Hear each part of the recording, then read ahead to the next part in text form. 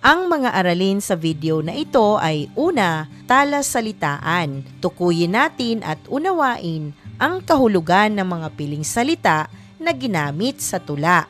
Ikalawa, basahin natin at unawain ang tula mula kay Francisco Balagtas Baltazar na sa babasa nito. Ito ay bahagi ng Florante at Laura. Ikatlo, alamin natin ang kahulugan at mahalagang mensahe ng bawat saknong ng tula.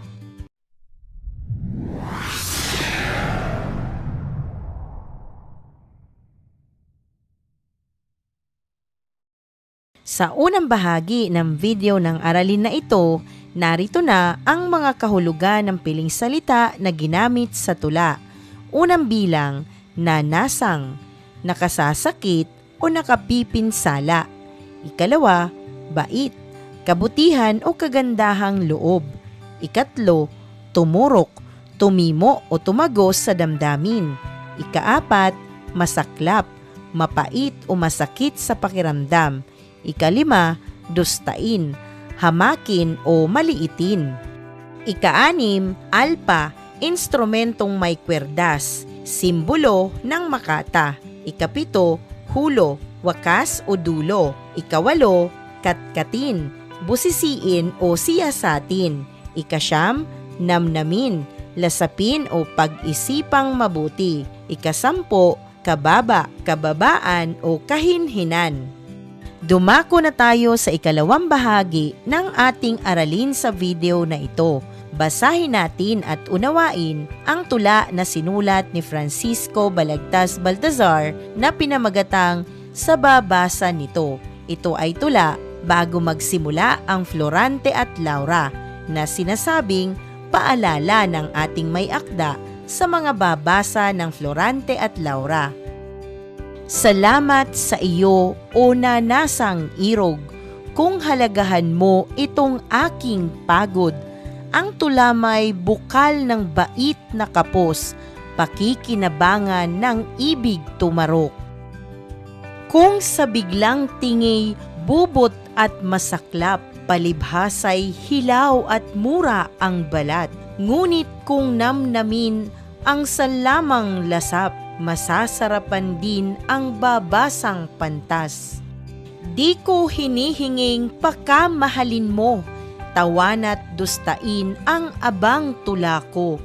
Gawin ang ibigit alpay na sa iyo, ay huwag mo lamang baguhin ang berso. Kung sa pagbasa mo'y may tulang malabo, bago mo hatulang katkatin at liko, pasuriin muna ang luwas at hulo at makikilalang malinaw at wasto. Ang may tandang letra, alinmang talata, di mo mawatasat malalim na wika. Ang matay itingin sa dakong ibaba, buong kahulugay mapag-unawa. Hanggang dito ako, unanasang pantas, sakay Sigismundo'y huwag ding matulad, sa gayong katamis, wikang masasarap, ay sa kababago ng tulay umalat.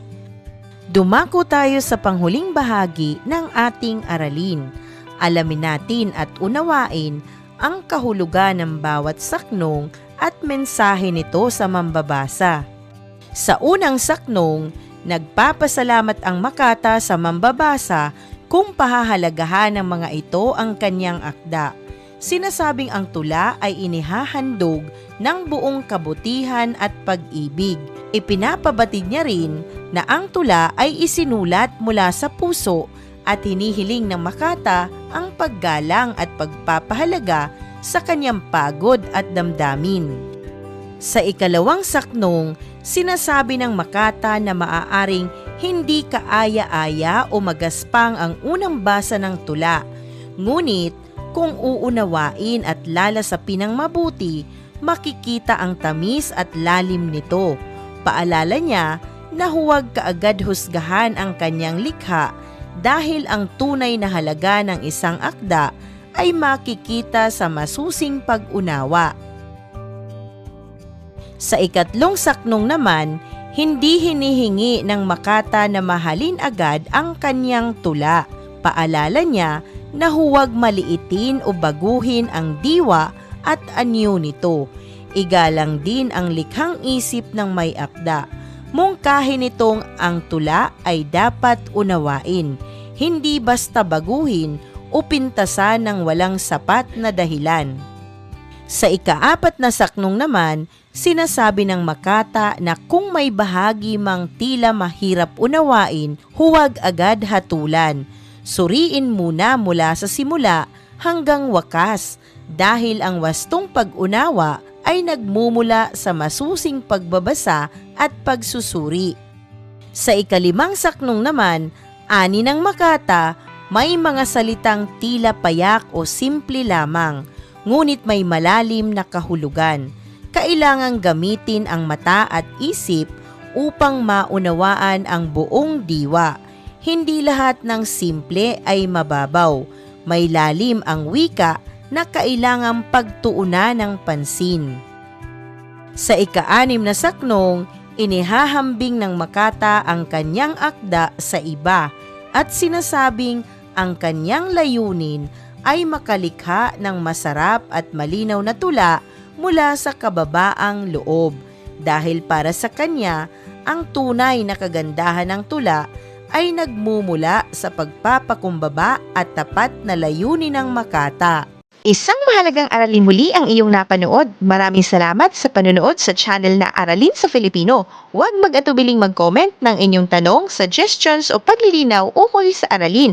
Munting kahilingan sa iyong kaibigan, paki-like, share and subscribe para updated ka sa mga susunod pang bagong video ng Aralin mo sa Filipino.